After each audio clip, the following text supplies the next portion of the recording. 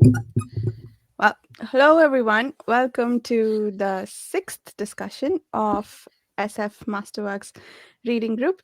Today we are discussing the fifth book in the series, The Stars, My Destination by Alfred Bester. We are reading the books in the order they were published as Masterworks, so not in their original publication order, but in the order that Collings put them out as Masterworks. We had to break up Cities in Flight into two. That's why this is the fifth book, but sixth discussion. We are reading these one every month, and all the planning for it happens on the Page Chewing Forum. So if you'd like to join this reading group, either here for the discussions or just on the forum for conversational discussions, do consider checking out the Page Chewing Forum.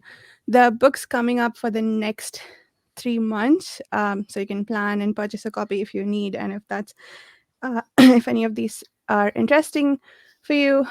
Coming up first is Babel 17 by Samuel R. Delaney. Next is A Lot of Light by Roger Zelazny. And then the book after that is The Fifth Head of Cerberus. All of these are fairly short, so we don't anticipate needing to break them up. So that's Q1 sorted for you for this reading group. With me, I have the usual group of friends with whom we've done half a year's worth of discussion and plan to do 15 years more of. Susanna, would you like to start us off with introductions?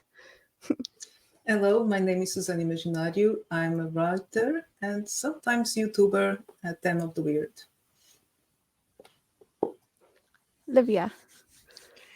Hello, everyone. I'm an author as well. I write interactive fiction and I host a podcast known as Books Undone. Jared. I am Jared. I run the Fantasy Thinker YouTube channel, and I also haunt the Page Chewing forums. My name is Chris Moen, sometimes YouTuber, sometimes appear on other people's channels having fun discussions like this, and not an author of any shape or form, but commenter on books such as these. Nice. So did anyone else go start reading The Count of Monte Cristo immediately after they finished the book? Oh. No, I did not. I wanted to. I mean, I thought about it. It's been on my list for a while. But, Have you all read it? Has anybody read it? No? Okay. Several years ago. Years ago in Portuguese. I want to read it in English, even though it's not the original. But yeah, I think I need to read it again. I saw in the introduction that this is one of the influences or inspirations for the book. And I wanted to see how Dumas did in 1,200 pages what Bester did in 250. And also, like, I really enjoyed the story. It was moving fast, like you mentioned, Jared. It moved really fast.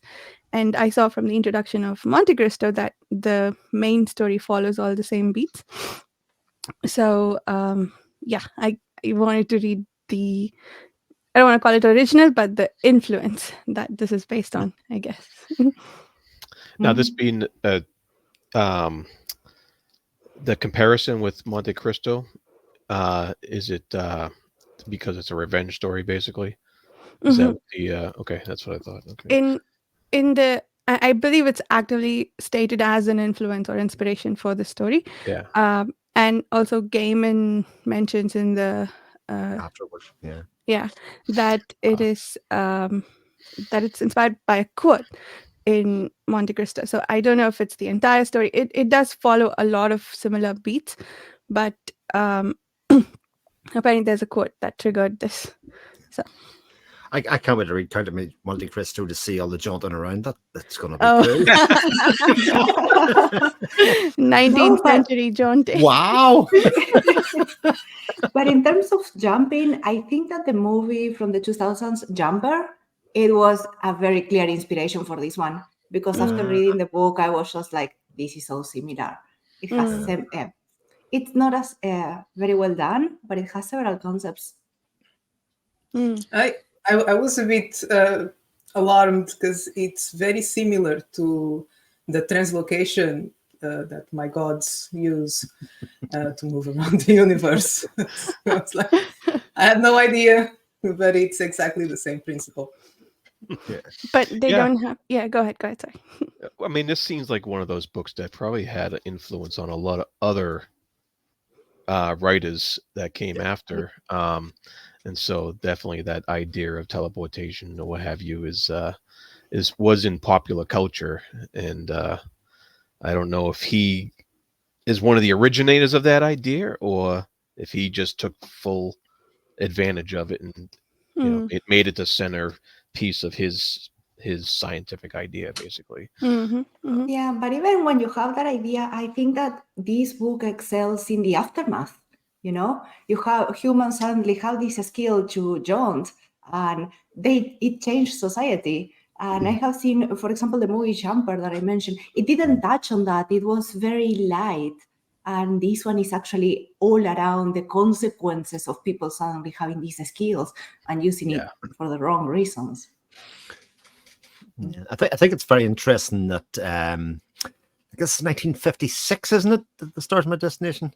It sort of uses a lot of the comic book superhero theory as its thing. So the jaunting only really happened under high pressure and high tension in the body, and the body could then perform to a higher level, obviously, than what it did. This kind of discovery of things, and like again, we've already talked about like films like Jumper, all that kind of stuff, but like the pervasiveness of this kind of story or these kind of ideas have kind of leaked through lots of different stories, whether in this genre directly or not.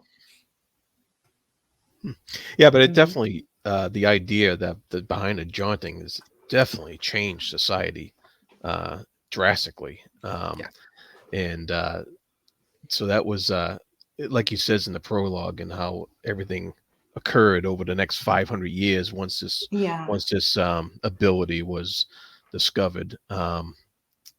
It's kind of I found it kind of funny that they had those jumping stations, The platforms. the platforms where people would just jaunt in and out like almost like a Grand Central Station and a subway station or something like that. And I find that kind of amusing, that correlation there.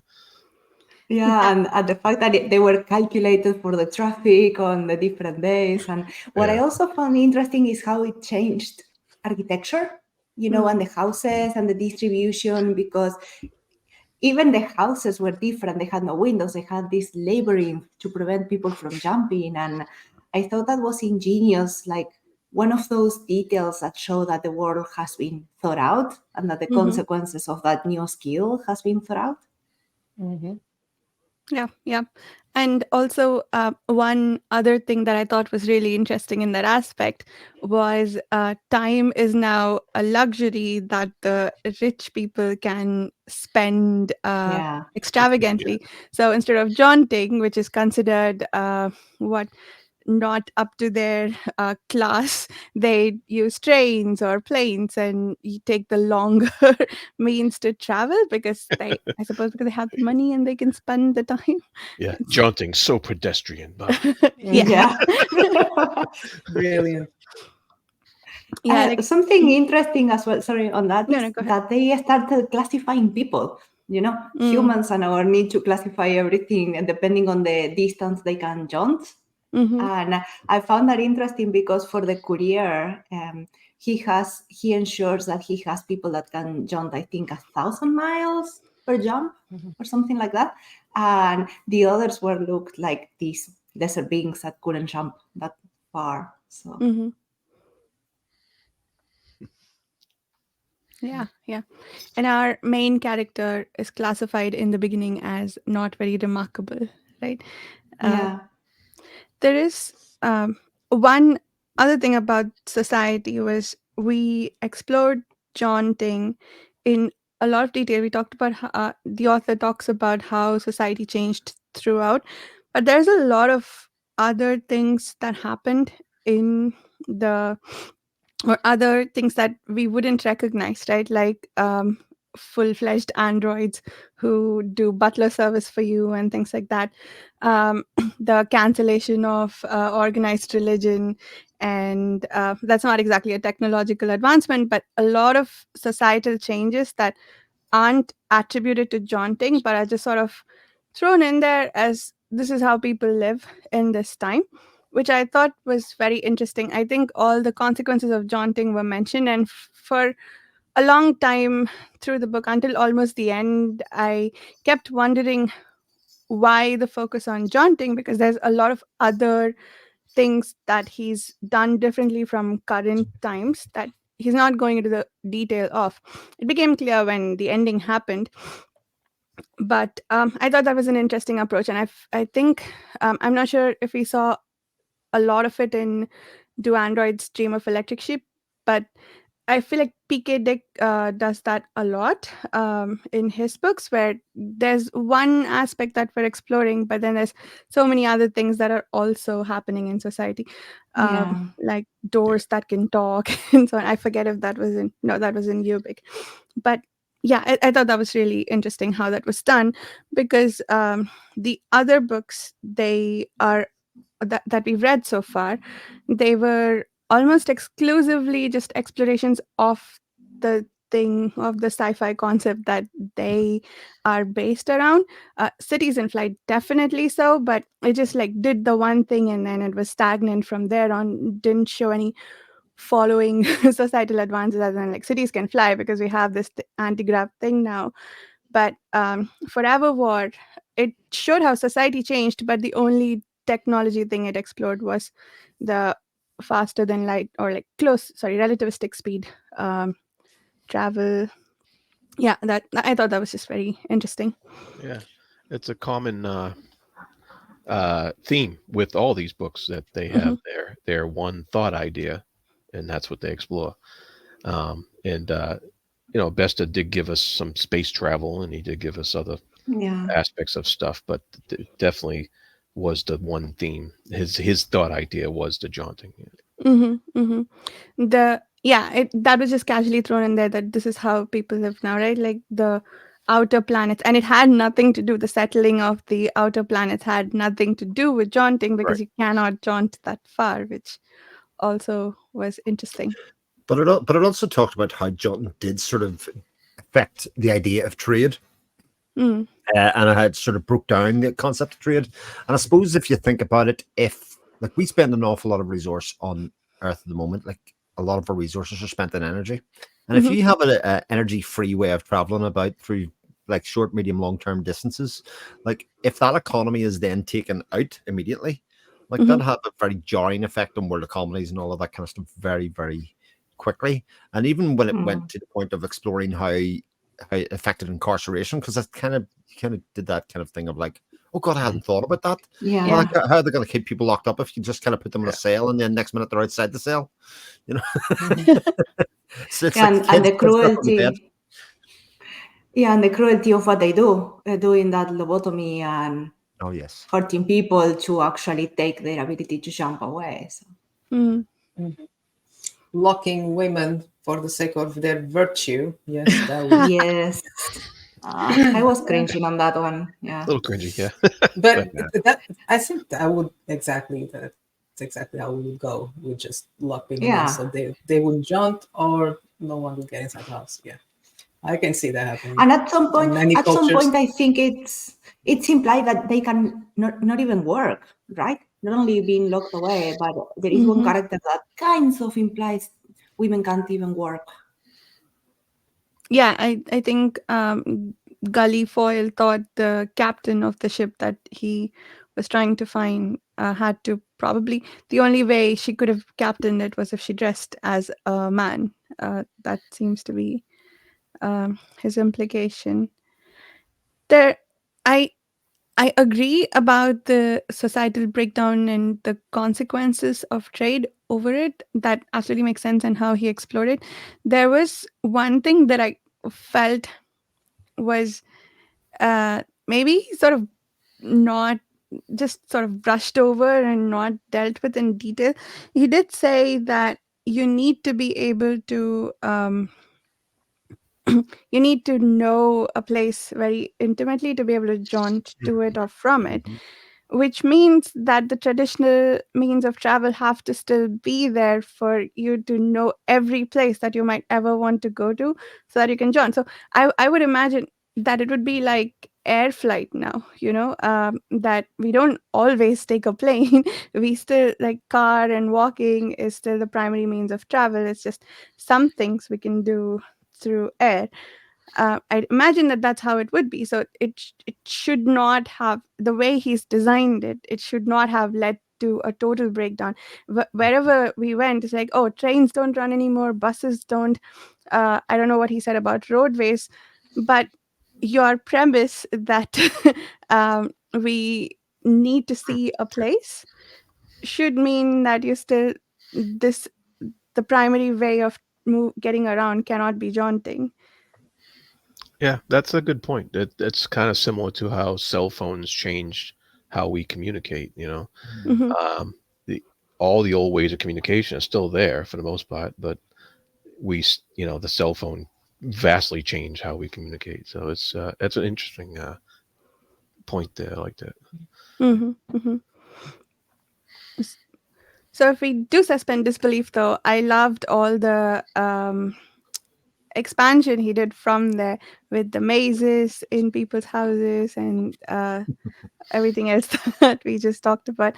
I thought that was a lot of detail that I really appreciated in the book. Yeah. Uh, did Um, you all? Sorry, go ahead. Yeah, sorry. Another detail that I wanted to bring in about that is maybe related to current times, but he says in the book that new diseases came up, the diseases that were no longer happening started, and all of that was because people were moving around so Mhm. much, and that there were no contention and things like that. And I thought that was quite a human behavior, like he went up to so many details to think that society. Mhm. Mhm. Yeah. Did this also felt to me slightly different from the other books that we have read, in that it seemed to be, um, this world seemed to be just a setting for a different story. It wasn't just uh, exploring, like, I guess it builds on top of what I said earlier. It's not just exploring that theme, it's a backdrop for a revenge story, which I thought was really, again, interesting and different from the Masterwork stuff. It did explore ideas a lot, but the main story isn't the idea exploration. It's this mad dude who wants revenge for, like. So he was something else. Yeah. I mean, So. it Mhm. very much was a case of the first couple of chapters set up a lot of the ideas and then parked it. It was like, Yeah. okay, there's our tool set that we're going to make our way around this book, and we're going to get into this, what is essentially like a road movie in a lot of ways, as he moves his point from place to place to kind of find out a bit more about where these people are, the people who perpetrated this ill that he Mhm. thinks has been put on him, and that's really what the central part of that comes down to. And then about his relationships with a couple of people along the way that he uses and abuses and then steps clear of and then comes back around to, and that aspect of society, his single-mindedness in his cause. Yeah. Yeah. Yeah, it really felt like an action movie, the way Yeah. the way Yeah. the way it was portrayed, and how like because I was reading it, and I was reading it kind of, the prose kind of put me in the mood to read it like an action movie. I Mhm. wanted to Mhm. read it quickly because I had to find out what kind of nonsense he was getting up to in the next chapter, because he was like, some of his decisions were so off the wall and crazy that you're like, what's he going to do next to go into his revenge phase? And some of the stuff he pulls off is it's a little crazy, because he, like, how he suddenly got this whole new identity, um Yeah. Yeah. and that seemed a little Yeah. a little too quickly done The in that circus. point. But it was just one crazy thing to the next. Like, whenever I ended a chapter, I was like, what? And then it went to the next chapter, and he's doing something else equally as crazy as he did in the last chapter. And it gave me like this weird energy to keep going and keep finding out what he's going to be up to next. And I think Bester pulled that ability to draw you into the action off very well. Yeah, it was quite easy to read as well. Like it will just flow the story, and sometimes it was borderline absurd. Like at the start, main character just wants to destroy the ship, as if until somebody tells him like, no, you actually have to go after the people, and he didn't realize. Yeah. Like he So I just blow up the that ship. was just like nothing. Yeah. Oh yeah, he had a brute mentality. There was no doubt about that. Yeah. Exactly. Everything he tries is always brute force first. And if that doesn't work, somebody else gives him an idea. And that happens all the time. Yeah, and he grasped onto that idea full force. He doesn't let go of it. Like when she gave him the idea that he needs to think about, um, going after the person responsible, he then went bullheaded full force into that idea. And so he was consistent in that way. Mm. It wasn't even a personal slight, was it? They just decided not to help the ship. I don't even think they knew who was in it.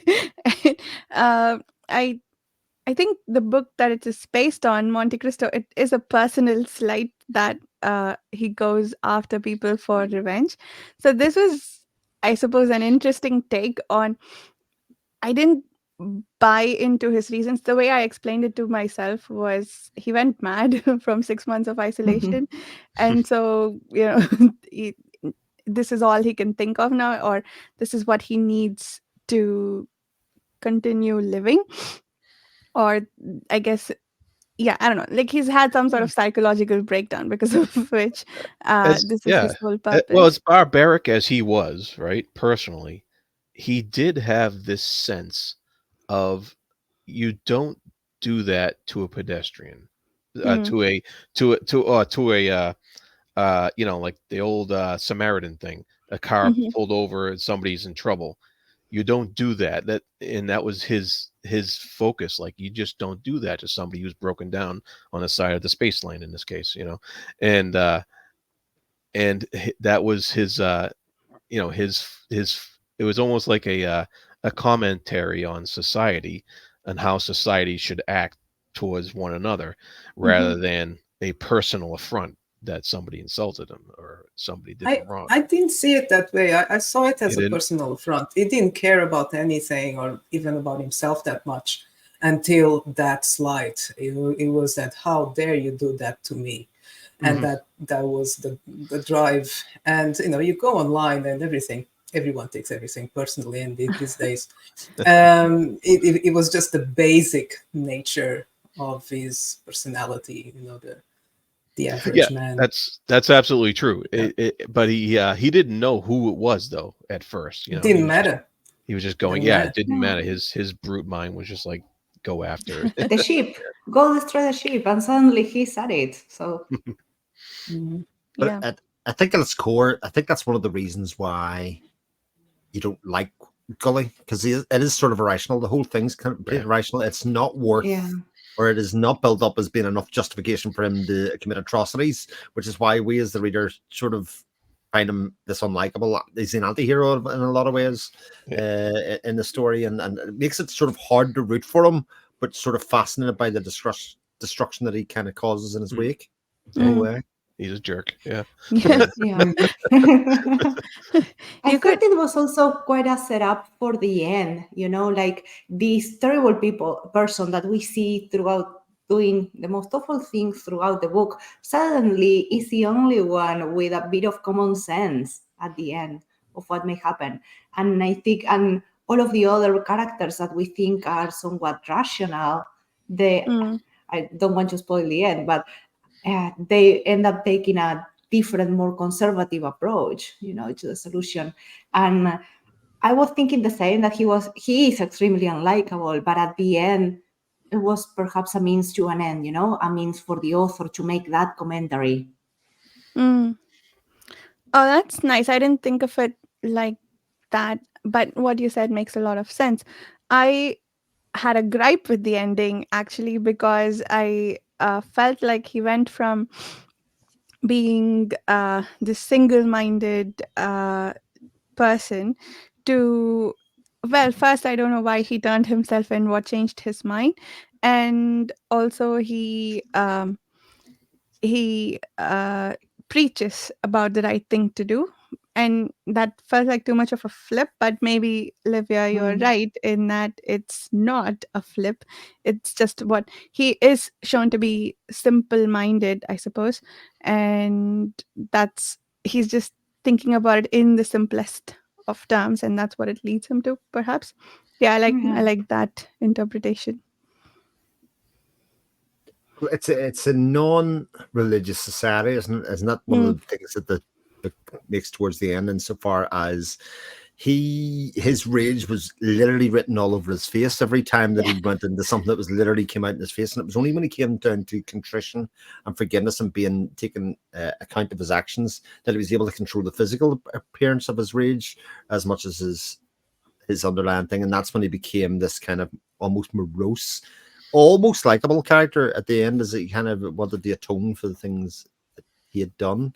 But Mm, this society that he stepped into was still a very like was a super capitalist version of our society, if you know what I mean. There was this kind of ideas. I actually wrote down some of the names of the companies that they thought would last the test of time, like Kodak and stuff. And I was like, that didn't Greyhound. get that one right. Yeah, indeed. But the fact that they would use kind of avatars of the same people, so that every store that you walked into, Kodak store, you'd meet the same person, and that this like very heightened sense of capitalism, and then it takes a revolutionary or a single person or a single driven person to actually shake that up in some way, because the system won't change itself without those people.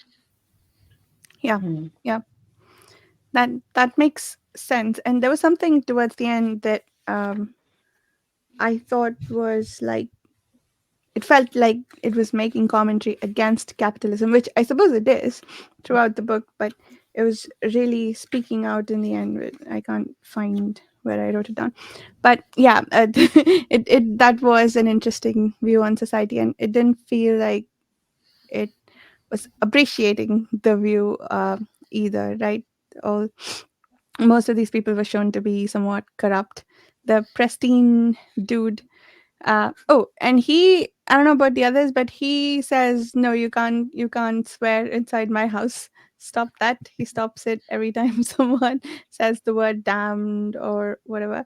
So apparently organized religion is abolished and you have to go underground to practice it, but you can be critical of people who aren't conforming to your religious practices. That seems to be okay. Or is it because he's a richer person so he gets a free pass? Yeah, that was interesting because he even explained at some point that the colloquialism that he used, like "God damn" or whatever it was, or no, Jesus Christ, right? He said a swear, That's right. and he was discussing it with where that came from with one of the other characters, and and she had to explain it to him, like where that came from.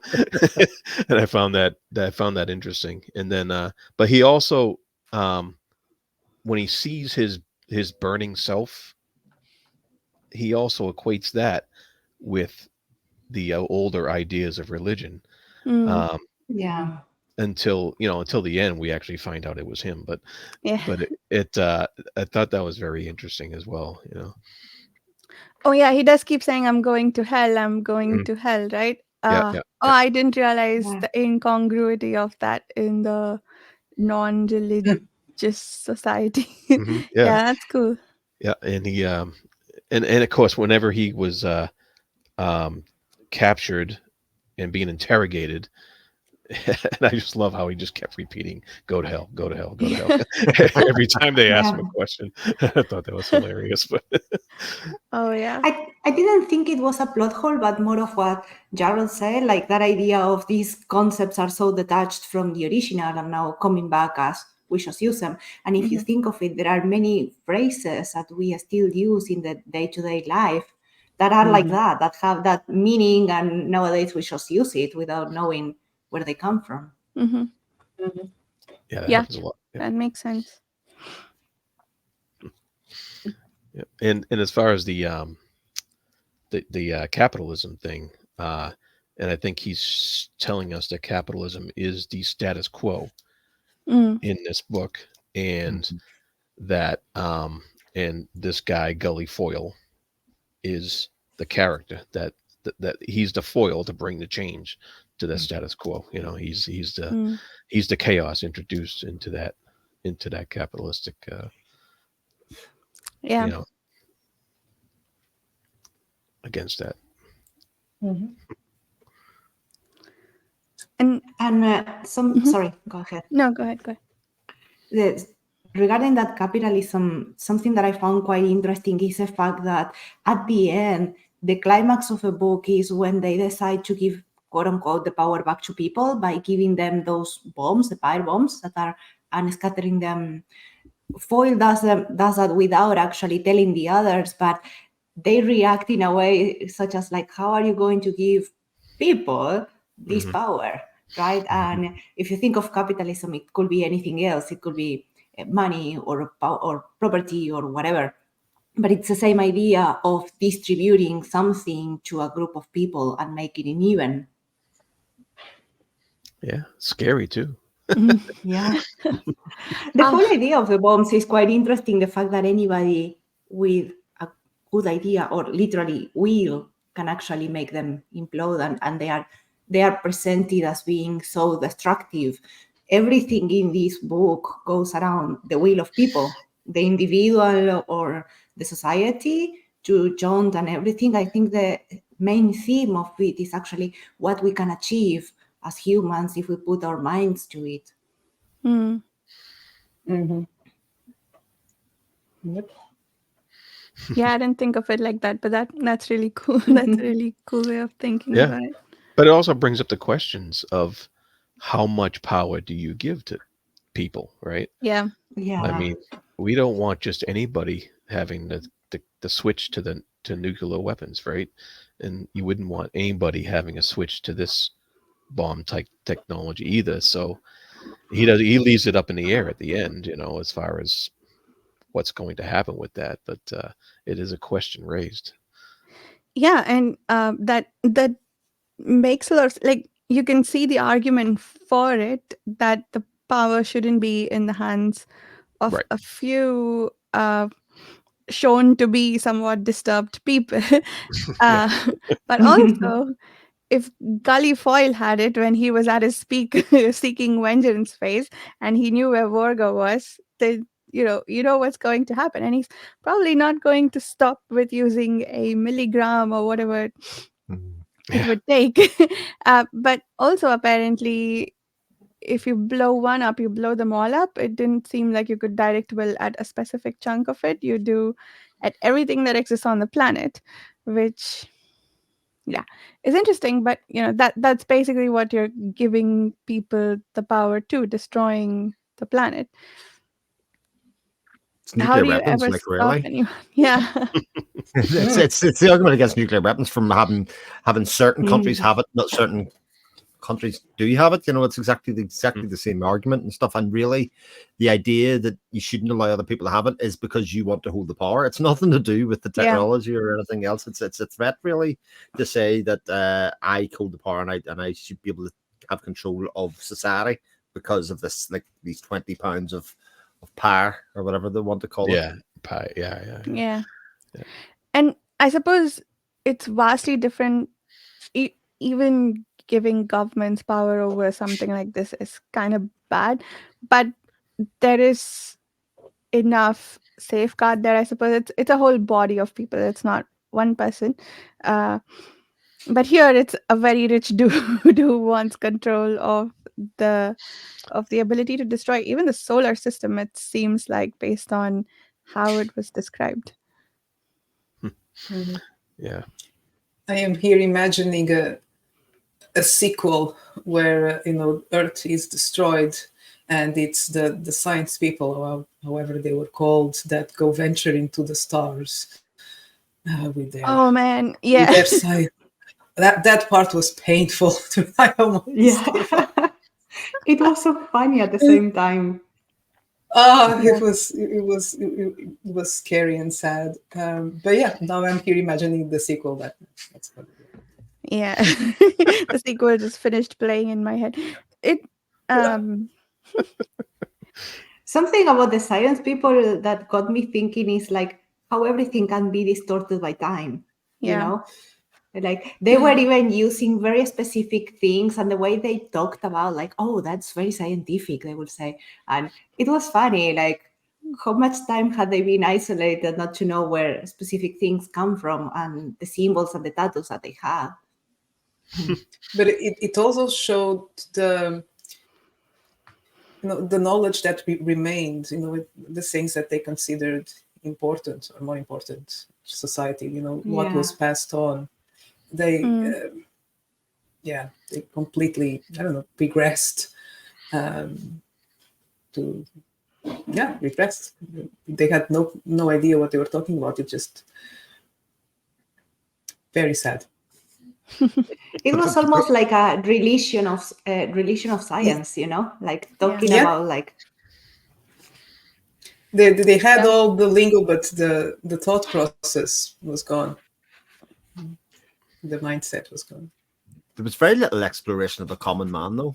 I mean, we didn't actually just get to see what state society was in terms of like its, the education of the people, even the kind of jobs that people did, on a Mhm. day-to-day basis. What way society was doing. It was all done at this kind of high level, and then this rampaging idiot kind of going Yeah. through the middle of it, kind of shaking it all up. So we didn't really get the sense of how smart society was or where it was evolved, what kind of evolved state it was at, other than it was sort of controlled by these mega corporations or otherwise, which could looks like the way we're heading. Yeah, it does. Yeah. That's funny. It's kind of a digression, but why did they change the title? Because Tiger, it's a much better title in my opinion. It fitted the story a lot better. The stars my destination. It made it sound like a very mild, slow, peaceful book, but no, it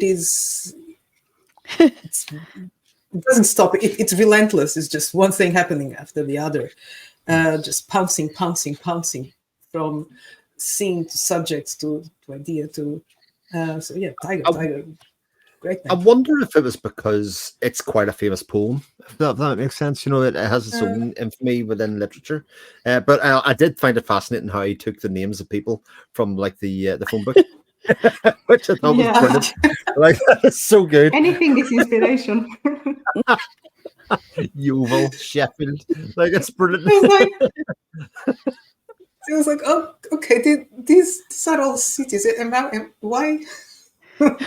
Took me a while to try to But understand did what I he was reading. did he not know he was picking city names, or were these cities named after last names that were prevalent at the time? No, I think it was very much just he made his way. He like picked the names of the places that he liked within the phone book, thinking he was kind of writing it for a non-British audience. I think is kind of what he thought, and he could use these what he thought was cool names like the Oval. I just think how that Oh. becomes the virtue of interestingness or otherwise. But I just thought, well, like, it sort of put some people up in the pedestal. Somebody's written a really great piece of fiction here, or one that's very accepted, but yet he couldn't do names. He just got a phone book. Oh. That's It, funny. so is the author American? Is that why No, he picked I that? think he's British. I think, or Oh, certainly was living in Britain when he wrote it. I think that was the thing. Because I was sort yeah. of fascinated by that a little bit myself in terms of where it came from. Because obviously, Tiger being a British literary work. Hmm. He was born in New York. There you He was go. born in New York. Yeah. Yeah. Yeah. Yeah, these things are interesting. Like, if you had asked me to guess if Naomi Novik was British, I would have said hell yes, but she's not, based on the Temeraire series. Yeah. He uh, lived in New York for many years. Then he went to Pennsylvania. So hmm. Okay. That's sort of Anglophile, fascinated by British place names. Then obviously, Yeah. yeah. It's what was I going to say? Yeah, I that the stars my destination was from the little nursery rhyme at the very That's end of right. the book there. Yeah. Yeah, Mm. but I didn't. Was it originally titled Tiger Tiger? Is that? It was. It was. Yeah. Okay, that's In cool. I didn't know that. in the Gaiman afterward, it says that in the magazine it was published as "The Stars My Destination," and then but the book was published as Tiger Tiger. At least that's what I interpreted. It doesn't say so explicitly. But then in the US, when in UK it was Tiger Tiger, and then it was republished in the US under the original 1956 Galaxy magazine title "The Stars My Destination." So I suppose that was the original title for the magazine publication. I did feel like it gave away the ending a lot more than Tiger Tiger would have. Like I would, I don't know how likely it was that I would have guessed um this dude's capability at the end, but with Tiger Tiger, but The Stars My Destination sort of makes it clear, if not gully foil, that someone can jaunt across space because because why else Yeah. is the book called that? um yeah, what did you guys think? It's also a Yeah. very sci-fi sounding name. Like Tiger Yeah. Tiger isn't, Stars My Destination is very aspirationally kind of looking upwards and outwards, which I'd say a lot of those published stories were trying Yeah, to yeah, give you to think, to get you to read them. yeah. The sci-fi titles are very poetic. I think a lot of them I tend to like them a lot more than the fantasy titles for some reason. Like the Ada Palmer series, she has two, like the lightning, and then perhaps the stars, I think, is the last book. Mhm. I love the names. Well, uh like the Becky Chambers books and stuff like that, very much oh play on yeah, that idea as well. The Long Way to the Lonely Planet and all of that kind of yeah, stuff. yeah. They send a riff on these very classic Mm. sci-fi titles from the 50s, 60s. Oh, I see. Yeah, that's really good. I love the titles of Becky Chambers Yeah, books. amazing. um Perfectly done. A question I have, probably best for Jared, because this book, more so than any of the other books that we've read so far, remind me much more of the pulpy sci-fi kind of like lower rent kind of sci-fi that was about that time. It was definitely had more of a feel of that, and I know you've read some of those, much more than I have. What I would call the Hardy Boys style versions of sci-fi, in some ways. This might be not popular. I didn't think this was particularly well written, and I know from like hearing like Moy the Media Death Cult's review, he thought it was. I found a lot of the action very like compared to modern like style. I think that's probably because we see an awful lot more of this kind of stuff in movies where this wouldn't have happened. Obviously, in movies at the time, I found a lot of the action a bit kind of ham-fisted for a lot of it, or it was very kind of small in scale. Whereas if it was written today, it would have been written very differently. I mean, I think the action scenes in here relate very much to the pulp Yeah, the pulp magazines of the not Weird Tales, but the other ones that were coming out in the 30s and yeah, 40s probably. Um, and he probably had a big influence from those. This style is very much in tune with those type of magazines. But I didn't find it any lacking as far as the action scenes. I mean, it's dated, but but I I don't know. I kind of enjoyed it. I'm not really big into some of the more. I mean, I haven't read a lot of action novels, modern ones, but I don't prefer over description in mm, action scenes, like when there's been a lot of over description of gun battles and sword fights that have just gone on and on and on. And I just feel like that could be. I always feel like it could be a bit more economical in some of the yeah. more modern writing that when it comes to action scenes.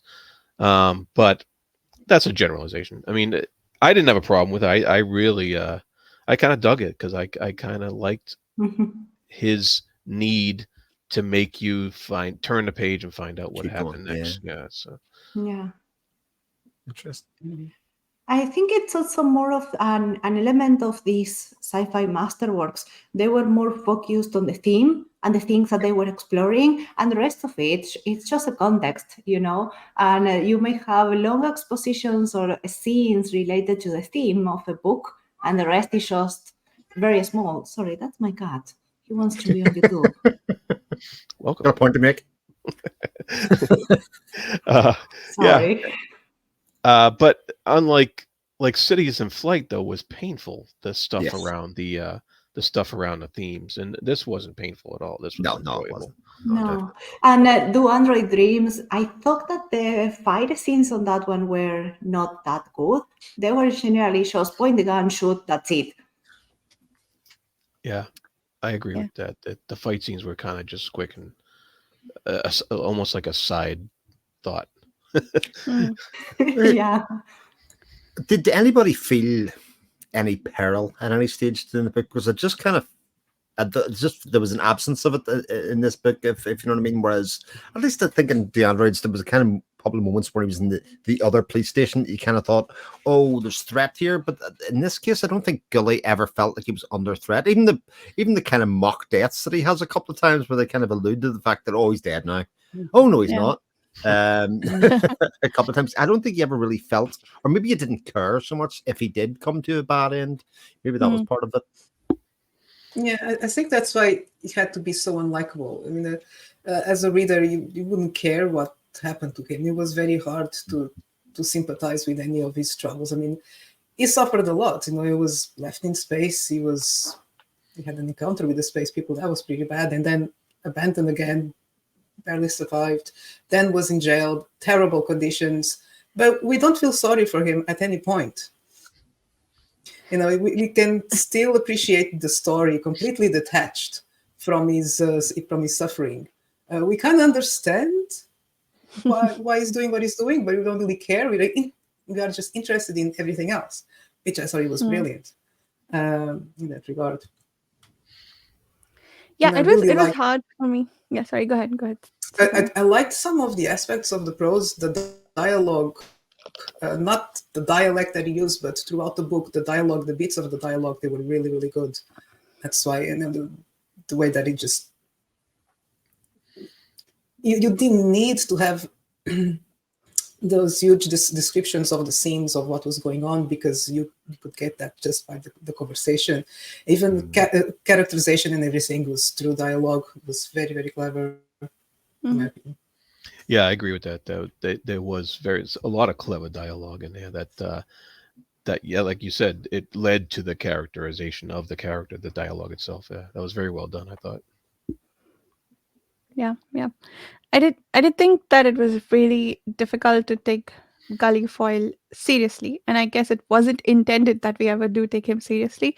But to your point, Chris, there were some other things that this book does that felt different from most of the books I've read from recent times, or even for that matter, I'm only 30 pages in from how Count of Monte Cristo does it, in that we don't get an inside perspective into any of our characters. So I think that's one of the reasons why it's hard to take Foyle seriously, because everything that he's doing from an external perspective is clownish to the, like, he goes and establishes a circus.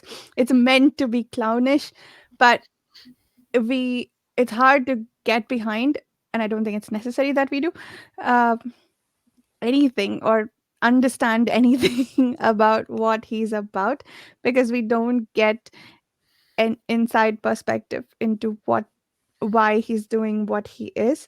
Same with most of the other characters. We don't know how any of them um what any of them are thinking, and also their reactions to me didn't feel immediately decipherable.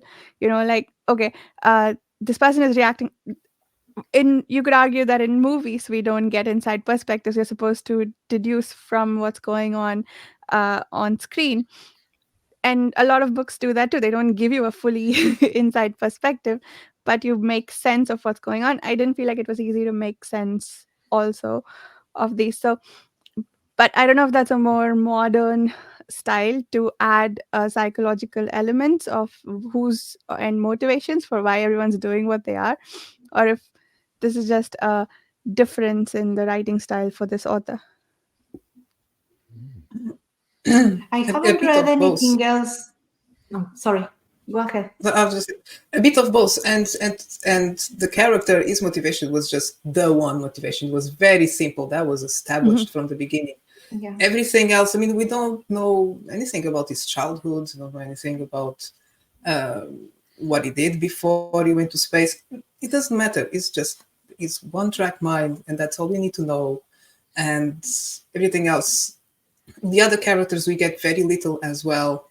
That's what I mean. If it might be the style at the time compared to what it is now, where you have to explain everything because otherwise people don't understand. I don't know.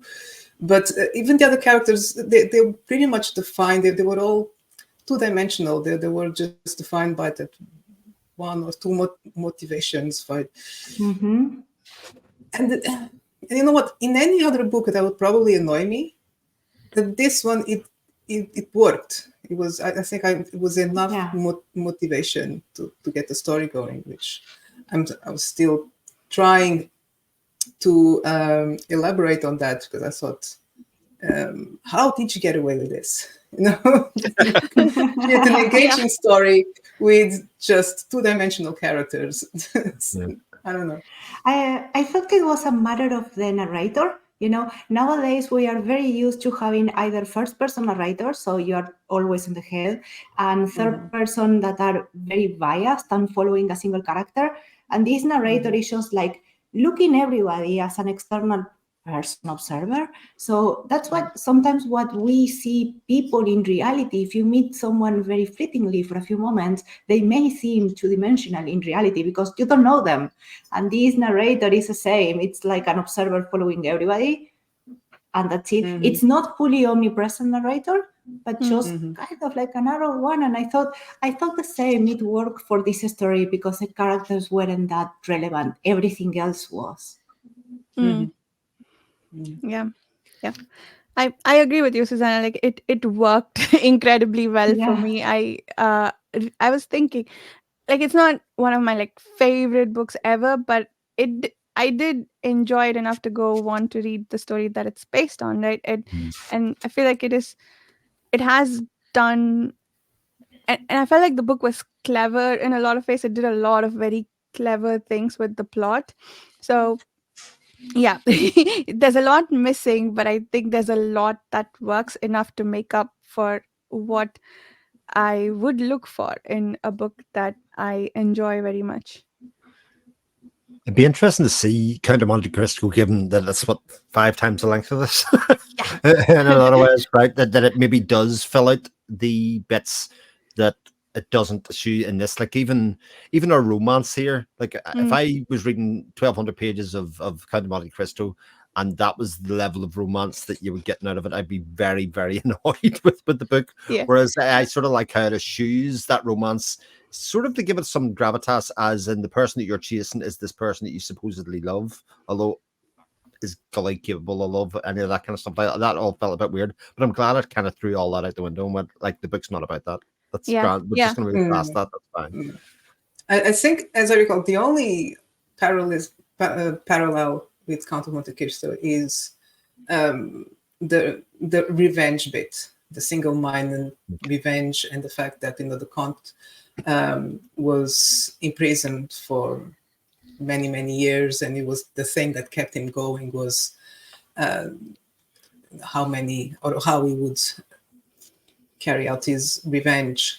The romance has nothing similar, not as far as I recall, and the characters are very different. And the books themselves, I mean, in the Count of Monte Cristo, you have pages and pages, hundreds of pages of all his motivations and thought process and how he's feeling and why isn't.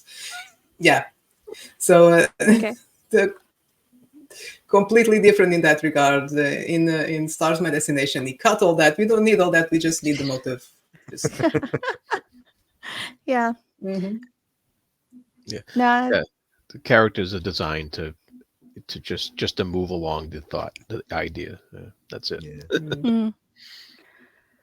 One other thing that I kind of had an issue with, because we're talking about writing style, is I wasn't always able to locate people. I don't know if it was because I wasn't paying enough attention or if there wasn't enough information. Like they'd be somewhere and then the next paragraph would indicate that they got out of there. But I feel like the bit in between was missing to tell us how they got there or what changed in between. So yeah, I did have trouble with that, but I don't know if that's a me problem. Uh, I find the same thing. Even- That's what I'm talking about. Some of the Yeah. action, right now, the action scenes, about how they're constructed, and then I just think it's very much of its time. At that time, I think a lot of what our language that we use is based on what we've seen in movies and kind of visuals, kind of stuff that we see. Whereas it wasn't as prevalent then. You know what I mean? So I think it was just a thing of the time, rather Makes than sense. certainly good writing or something. But anyway, it was very cinematic. Just cut scene, another scene, another location, another scene, and you fill in the gaps. 2 or 3 paragraphs in, you're like, oh yeah, also this is what's happening. Oh, this is what happened. Oh, great. And yeah, but it was always like 2 or 3 paragraphs. Brilliantly done. Was this Taking notes. was this ever adapted to a film or? I think so. Mm. I could see it happening, taking the shell or bones of it, certainly, and making it Yeah, into something. because Yeah, I think it could easily be adapted for a screenplay. definitely. It's got that kind of quick dialogue, and it's got that like you said, the quick scene changes and stuff like that. So that's kind of curious. I know it was adapted by Howard Chaykin for comics back in the 80s, but I never liked his artwork, so I never read it. But I'm just curious if it ever got, maybe under another name or something. I don't know. It got that to do a film, but I mean, there are many aspects in the story that we recognize, like the jumper, etc. right, yeah. So I guess so much has been picked and adapted, but I can't recall any movie or story that follows that exact character and pattern. Yeah. I think it'd be an interesting movie because I think the movie that you'd have to make of it would end up being a lot more hard sci-fi than what the book is. If that makes sense. I even though this is within the scheme of the books that we've written, definitely the most kind of readable, the most story narrative driven of these books that we've written. I think for the points that it's trying to make and the kind of technology that's talking about making, I think it becomes very hard sci-fi as far as the thing goes. And maybe for that reason, they're like, it's not really adaptable in that stage because hard sci-fi tends to not be very successful, especially for the amount of money that it tends to cost. Yeah.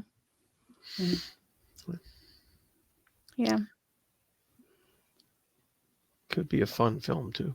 Could be fun. What I was going to say. Yeah. I'm watching Foundation at the moment, and oh my god, that is so brilliant. How they do the hard sci-fi there, after not initially, dealing with it, So. Oh, nice. I have been meaning to watch that show. I still haven't set up my Apple TV, but I go from moments of, oh my god, this is the best thing ever, to please make it stop. Oh, Can I just divide the story? I just want to know about the Empire.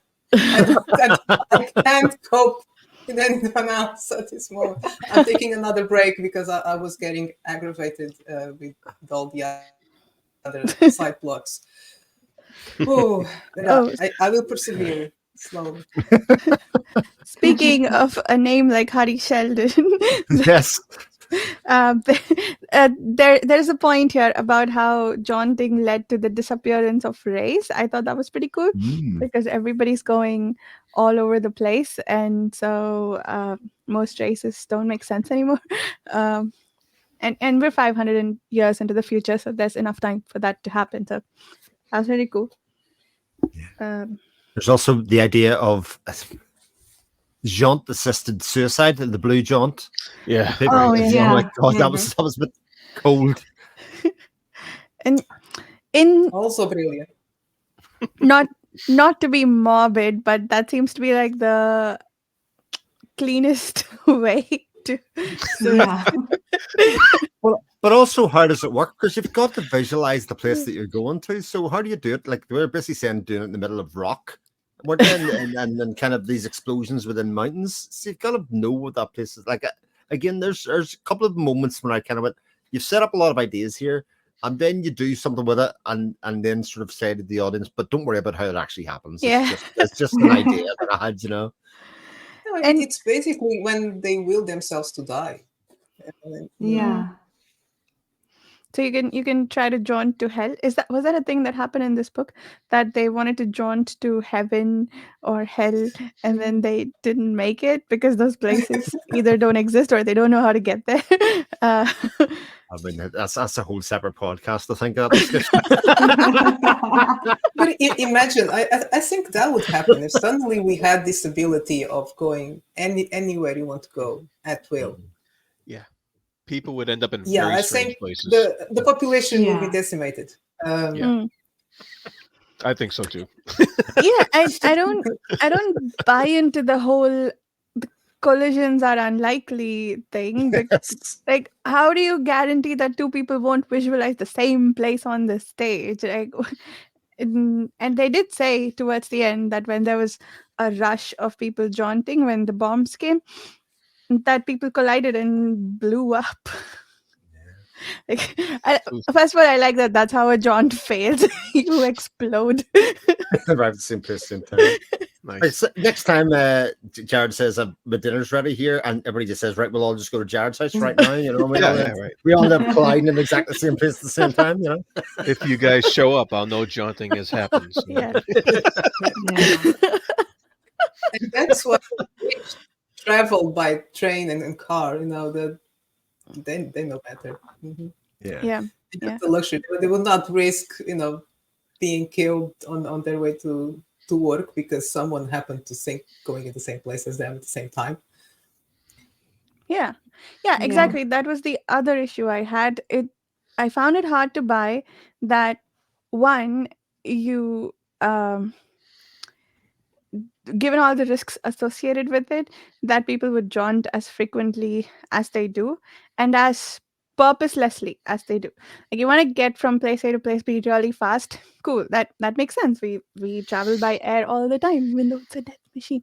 But the uh but with jaunting, getting, like, the dude who was, maybe it's because it was his job, like the dude who was supposed to make you jaunt double your distance, and he was jaunting from outside to inside and then from his door to his desk, probably showing off his jaunting abilities, but using it so purposelessly seems like you're just inviting trouble, and I think it's less likely that so many people would do it so widely.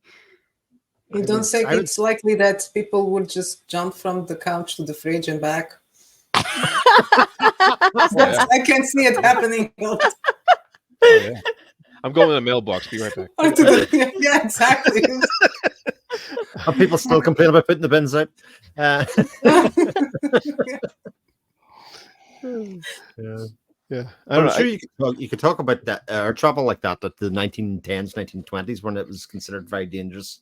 They'd be looking at people, how many people travel by air, going like, what are people doing? Like, they just turn up Yeah. and they get carried on the plane, and then they arrive at the Hmm. destination. They don't even take headphones off.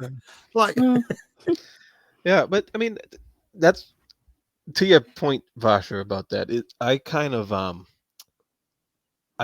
like automatically no prize it in my head, where I automatically explain how this stuff would Mm. work when he doesn't explain it that Mhm. well in the book. I go, well, they must have some sort of jaunt traffic control, Mhm. like around those pads, and they must have, I automatically put that stuff in myself for Mm. some reason, Yeah. and now that you bring it up, I'm like, oh yeah, I guess it wasn't really Mm. that well explained, but I kind of just do Yeah. that myself while I'm reading it, and I don't know Mm. if the prose encourages that in this kind of Mm.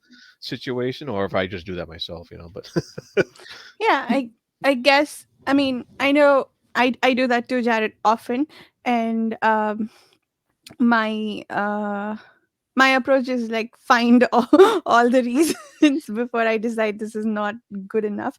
But but the but he does, if he didn't mention collisions at all, I'm like, yeah, cool. But he does talk about it, and someone gives a calculation about how the probability of collision is so low, and that's why you can jaunt safely. Mm. But then you don't go on to say what they are doing to manage collisions, other than the field is so big that you're unlikely to collide with anyone. But it, yeah, anyway. uh, I Well, think there are quite a lot of sorry. no, I go think ahead. there are quite a lot of things in this book that are just because I can. You Yeah. know, like many characters will do things just because they can. And at the end, there is when the character, when Foyle is talking to the weird android, that android says, why will you do it? What for? Because you are alive, sir. You may as well ask why is life. Don't ask about it, leave it. And that seems to be the premise throughout the whole book. Like people will just do things because they can. And when I reached that sentence, I thought like, perhaps that's why they just shunned carelessly. It's because they can. And many times even we just do things because we can, because I don't know, I can spend a whole afternoon reading because I can, you know? Yeah. That's a good point. What did everyone think of the Burning Man and his? Did you see time travel coming? That was really cool. I thought the Burning Man throughout the book was really cool. As Yep. I I don't like know. how I Yeah. like how it was tied into the fact that he was like one of the first people to jaunt across space, and that tied into his that little time travel um episode. I don't know if it was an ability per se. I don't think he did it on purpose or anything with it. It was but it happened to him. uh, so Yeah. it was pretty cool. I liked how all that worked out. I got a bit concerned when I realized it was time travel. I was like, oh, are you gonna explain this now? But I kept reading, and yeah, well done. Yeah. I liked how it was explained. Of course, if you start thinking about it too deep, it just falls apart.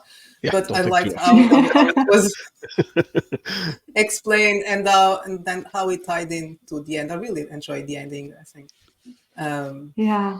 it's really good. The Yeah. ending is quite amazing because, as we said, there are a lot of things that are quite sloppy throughout the book. Like he sets everything up, and then there are these little plot holes there. But the ending sequence is perfect. Like he went back and tied up everything, and I was reading, and I finished reading it, and then I said, like, no, I need to check. Went back to read it and flip the pages to see the scenes, and they matched. And it was like he put up on that sequence everything he put in on the he didn't put up in the other part of the book. And I really liked how when the Burning Man appears and we have the point of view of Foyle, he just hears the weird noises. And then it's a Burning Man who hears the weird noises, and we have all the printing going wild in the pages. I Yeah. thought that was very well done because it's not only using the words as a medium, but how you present the words as a way to tell what the Burning Man, or show in this case what the Burning Man was experiencing with the synesthesia and everything. Yeah. Yeah, that very good. I really like that. Yeah. Like you said, Susanna, when the time travel started, I was really worried we'd meet a time loop, and it didn't happen for a long time until he met what was the name? Robin in the end, in the future. And she tells him, an expert told me to tell you. And so it doesn't seem like he was the one to tell her, though. Or maybe that conversation happened off page. But yeah, that was a loop. But it feels intentional, so I'll give him that. I don't like when they accidentally create loops with time travel. And like Livia said, it was very well thought of. I mean, he knew exactly what he was doing. It didn't just come up. Oh, wouldn't it be cool if he could time travel as well? Yeah. It was a very well thought book. Wow. Where does this rank among the books we've read so far? Hmm. Number 3, I think. Let's start from Number 4 Yeah. for me. Number 4. 4. Yeah. You don't need to ask what 5 is. It's fine.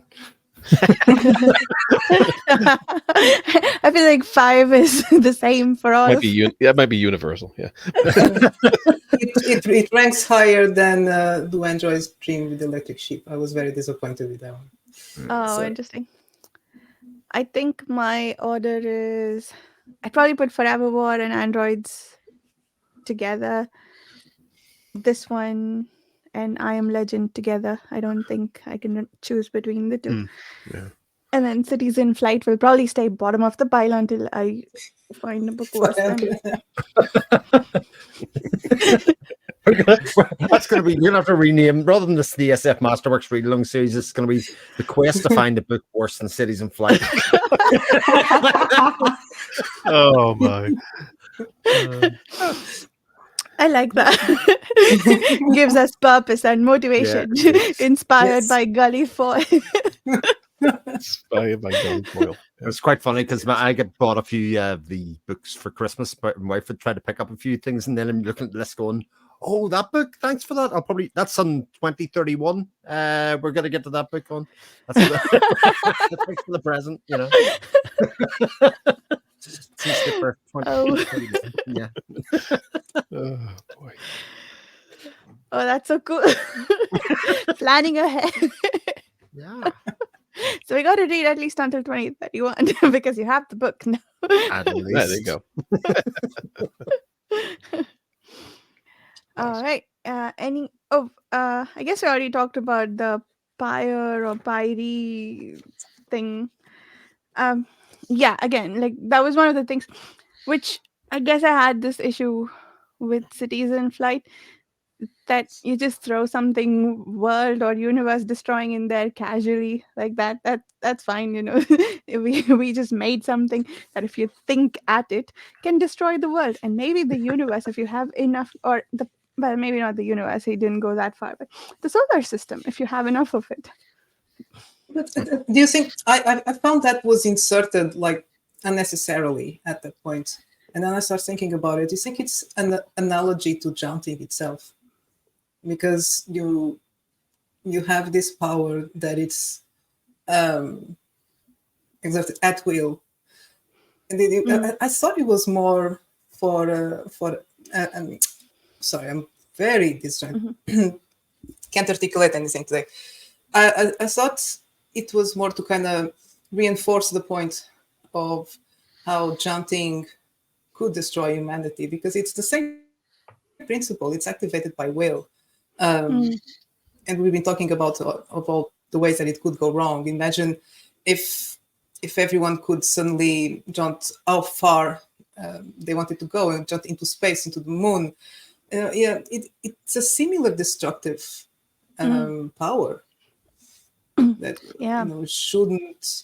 Maybe that's the message. That people are not prepared to deal with that sort of power responsibly. I wonder if it's similar to like he seems to be playing with the idea that we get these new things introduced to humanity and we have to learn how to use them. And that probably comes from that 1950s fear of nuclear weapons. We have this new toy that we need to learn how to play with, or else, we're going to blow ourselves up. And so maybe jaunting is his also version of that. And now this new toy introduced into the narrative. Yeah, I like that. I like that perspective or interpretation of this destructive element. Because some of the worlds that I don't know if he's quite making this point, but it seems like a good interpretation.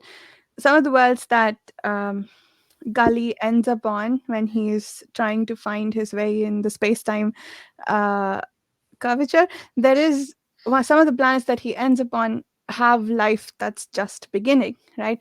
And if humans end up there, they could destroy the potential life that's forming, or they can learn to live with it if they choose to go there even. So yeah, what you said, Susanna, makes a lot of sense, that like you go out that far, everything you do, you need to do responsibly. Yeah. But it's also like a MacGuffin of sorts, because they keep on alluding to it and they think, well, what is it? What is it? And at a certain point, even the author's like, it doesn't matter. Yeah. It doesn't matter what it is. It's just a thing. It's a dangerous thing. Just kind of don't Yeah. worry about it. It's your, your vibranium, your unobtainium, whatever it is. Unobtainium. Is that a real metal in one of the superhero comics? No. Okay. Nice. I love that. I mean, I'd even forgotten about it because I at some point I started thinking that all the millionaires were after Gully because they wanted the money. Which, yeah, once he spent it all on his circus, there's no point looking for him anymore. But yeah, it wasn't that they needed the pyre. Oh well. Any other topics that we should cover? I think we're good. Cool. Book 5 in the vaults. Yes. 5 done.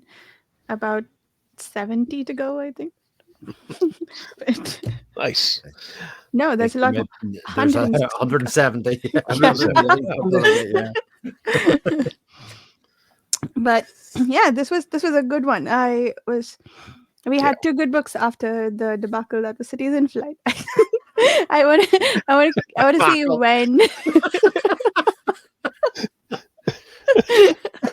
I went and finished it. I did. I would. I don't know. I don't DNF unless something really problematic happens in a book. But I finished it. It wasn't worth it. You all were right to warn me. The last page is pretty good. I definitely have to give it some credit. The last page isn't bad. The last page, yeah, it's not bad. The last Because page it's the last one. Good ideas yeah, there. and also, he blows up. He blows up. It's great.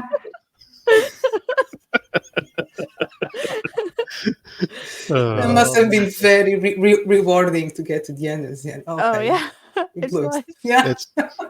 You get this profound sense of relief that it's over. Yes, relief.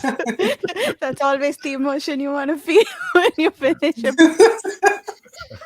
But also another book that made you want to read Count of Monte Cristo when you got to the end of it. Something else, Yeah. Oh boy. Oh, I suppose this one made me want to pick up a 1,200-page tome. I'm 30 pages into it, and already I feel like the writing style is different and a lot better. So I guess it's mostly the lack of information isn't from this book, as should be clear by the fact that it's 1,200 pages long. So next up, like I mentioned in the beginning, is Babel 17 by Samuel R. Delaney, which we are reading. Amazing. Which I already read it. It's amazing. You read it already? awesome.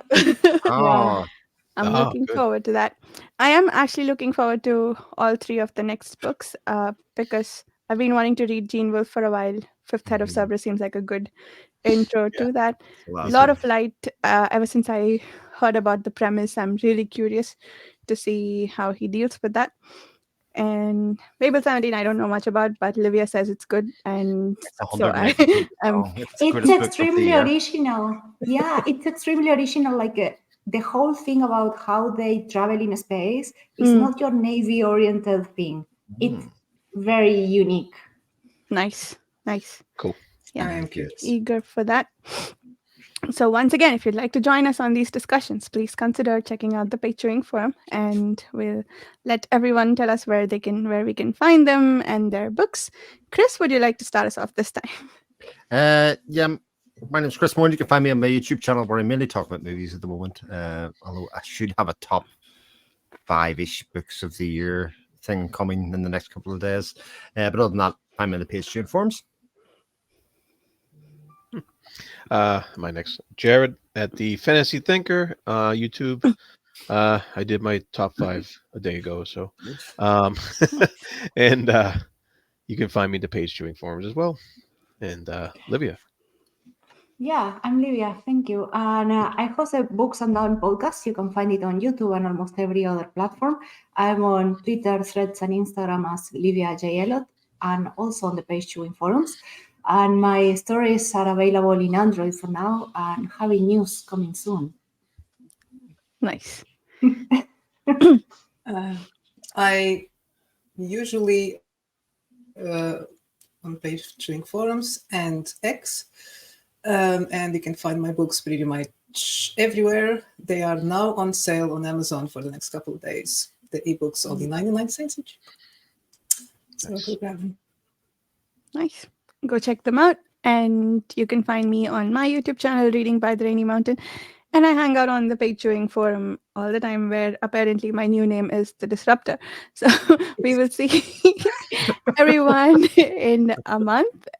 Thank you so much for watching or listening. Bye.